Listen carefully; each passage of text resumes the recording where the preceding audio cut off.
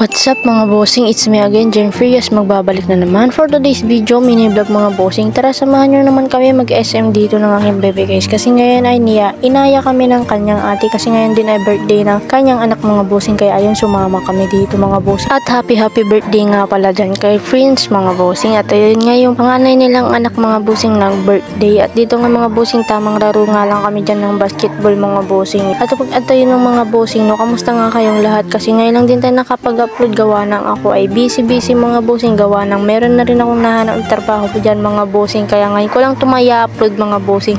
At teka nga lang mga bossing, kamusta nga kayong lahat, kasi kung okay lang kayo, mas okay ako mga bossing, no? Kahit na medyo busy ako mga bossing, ay mag-upload pa rin tayo ng ating mini vlog mga bossing, kasi love ko kayo, kaya lagi ako mag-update sa inyo kahit na hindi siya nag-update sa akin. Hoy, hindi ganun. At dito nga tinry nga ng aking baby guys, ay tinry ko nga mga bossing na kumuha dito ng teddy bear para ibigay sa aking baby guys, pero ayun nga lang, hindi tayo pinalad, kaya ayun, umalis tayo dun mga bossing. At dito nga naghahanap nga rin kami ulit ng paglararuan, sabi ko nga mag-picture nga kami dito para naman may memories, at kaso nga lang naging video mga bossing. At dito na nga mga bossing ay kumain naman kami sa Jollibee, at ayun nga, thank you sa nag-replay, happy birthday Prince. At ayun na nga si Jollibee, diba si Jollibee ang bida, ang saya, pero ang kanyang manok ay hindi naluto, charot, hindi ganun. Sabi nga dito, ka muna, baka si Jollibee yan, nagtampo si Jollibee, kaya yun, umapir na lang siya kay Prince. At pagkatapos nga namin kumain sa Jollibee, dito naman bumili naman kami ng laruan ng mga bata mga bossing, para na sumaya yung mga bata mga bossing. Syempre kung si Jollibee sobrang saya, happy ang saya, dito naman yung mga bata isasaya, kasi nakabili sila gusto nilang laruan mga bossing, sila na rin ang pumili mga bossing. At dito nga yung baby kiss kay bumili na rin ng cutics niya at pulbo, tapos sukle, ewan ko ba doon. At dito na mga bossing ay